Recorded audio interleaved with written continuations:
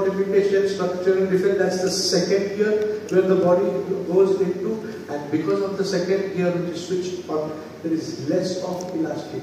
So when less of elastic happens, that is where you have herniation, inguinal hernia, umbilical hernia, visceral ptosis, rectal prolapse, uterine prolapse, hemorrhoid. All this is one of the facets of elastic less. So elastic less is even in terms of your varicosity. Varicosity is also a part of less of elasticity. So here also the surgeons went on operating without understanding that the elasticity had to be covered. The elasticity had to change, and that elasticity has to make sure that the elastic secretion is corrected. Then the entanglement or elasticity may not happen. Unfortunately, they treated the effect, and the more they treated the effect, the body went into more reflux, body could not stop. And when ileocecal junction, if you see, he asked me, he was an advocate, he asked me, if you don't give me a right answer, you know, doctor, I can sue you. You are telling me that this can be treated. I said, sir, as a physician, I am not allowed to say that I can't cure you. But I can say that I can treat it, let me try. If I can find the right remedy for you, then the whole part of explaining the process of elasticity, and when this is the wall of ileocecal junction.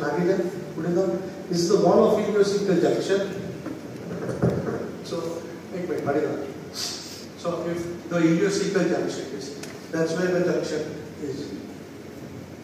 One more aspect, remember, junction means relationship, problem in relationship. So whenever there is a problem with brother, sister, brother, sister, family relationship, junctions in the body will get affected.